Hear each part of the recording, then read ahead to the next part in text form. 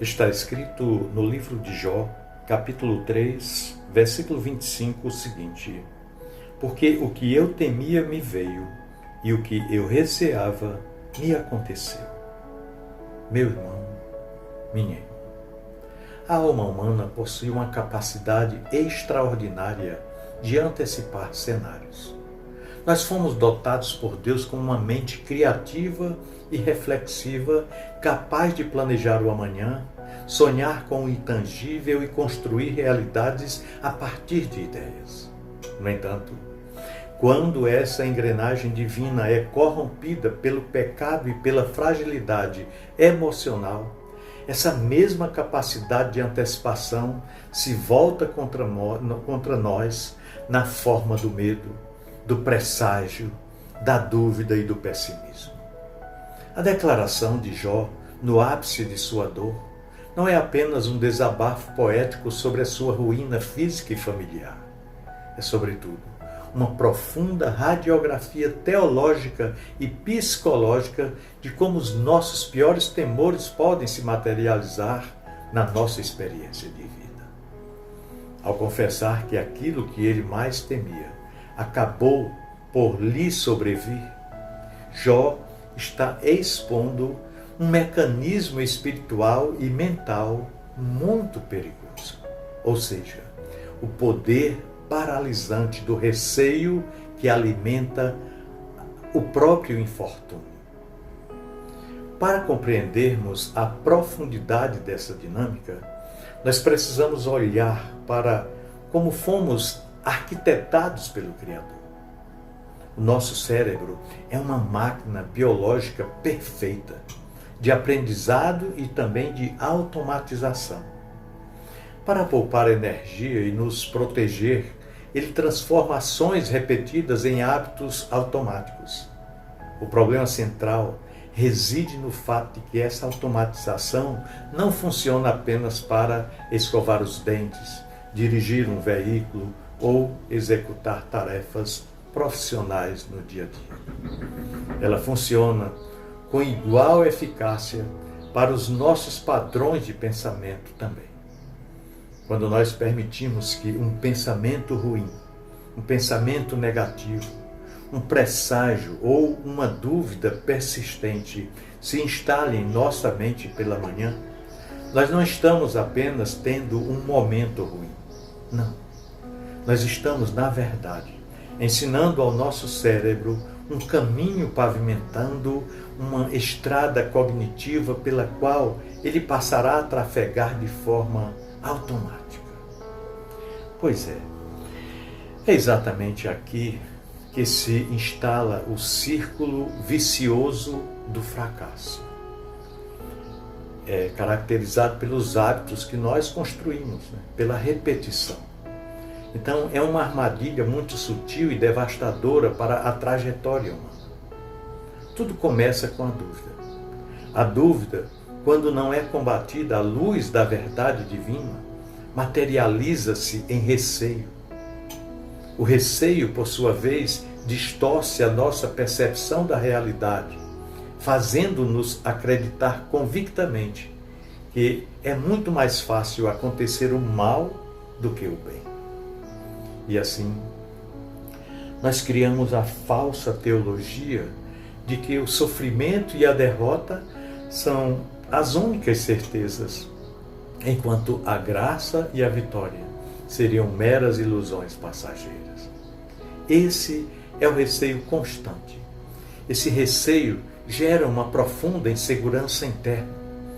Aí passamos a sentir-nos inseguros, olhamos para o futuro com óculos embaçados pelo medo, o que inevitavelmente gera ainda mais dúvida. E sem percebermos, a roda do pessimismo começa a girar sozinha, impulsionada pelo automatismo da nossa mente.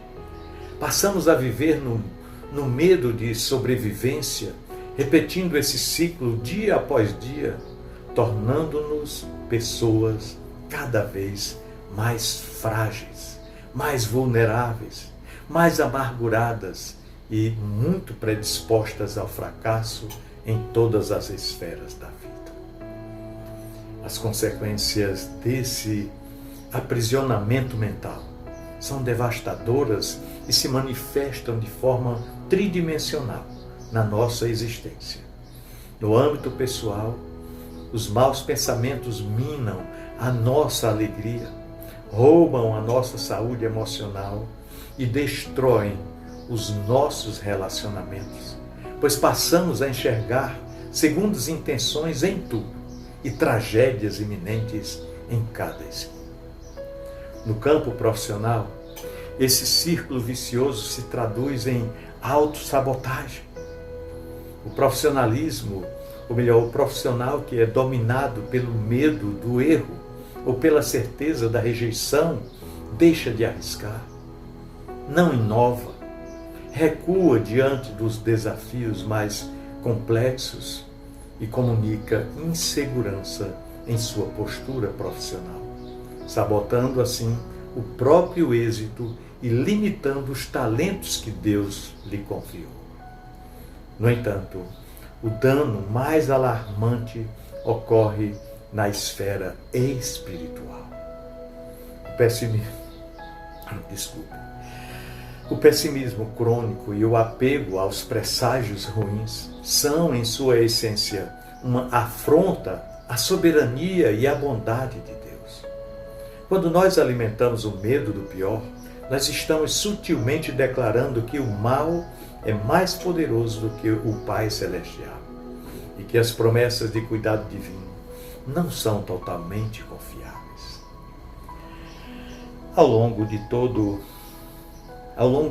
o seu ministério terreno, nosso Senhor Jesus Cristo combateu frontalmente essa postura pessimista e improdutiva. O Senhor conhecia profundamente a psicologia humana e sabia que o medo é o oposto exato da fé.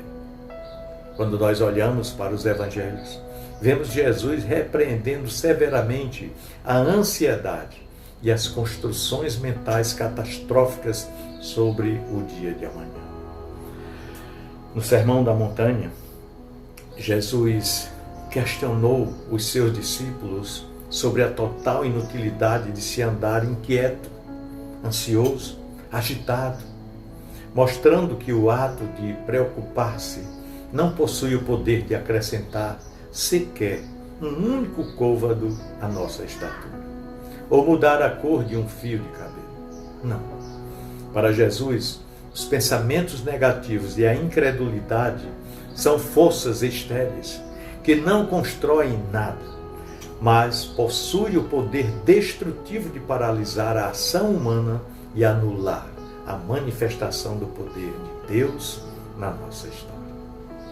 Ele não aceitava a passividade daqueles que se entregavam ao pior cenário.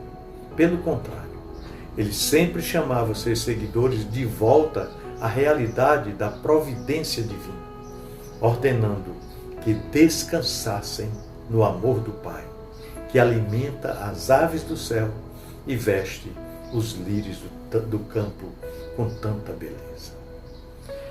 Portanto, meu querido irmão, minha amada, a mensagem de Jó 3, versículo 25, não deve ser usada como uma sentença de condenação para nós. Não. Mas como um poderoso farol de alerta para a nossa vida de fé. Nós não podemos impedir que um pensamento de dúvida bata a porta da nossa mente. Não. Nós somos tão bombardeados com tantas informações durante o dia, né? Mas temos a responsabilidade espiritual de não permitir que ele entre, que ele se assente e faça morada no nosso coração. Nós devemos lutar ativamente contra os maus presságios, travando uma verdadeira batalha no campo da nossa mente, como bem nos orientou o apóstolo Paulo ao dizer que devemos levar cativo todo pensamento à obediência de Cristo. Romper o círculo vicioso do fracasso exige um esforço intencional de reprogramação espiritual e mental. Significa substituir a narrativa do medo pela narrativa da graça, forçando a nossa mente mesmo nos dias de tempestade, a recordar as fidelidades passadas do nosso Senhor. Que possamos rejeitar o automatismo do pessimismo e, em vez de confessarmos o que tememos, passemos a confessar com ousadia e convicção que aquele que começou a boa obra em nós é absolutamente fiel para completá-la até o fim. Pensemos nisso. No amor de Cristo. Amém.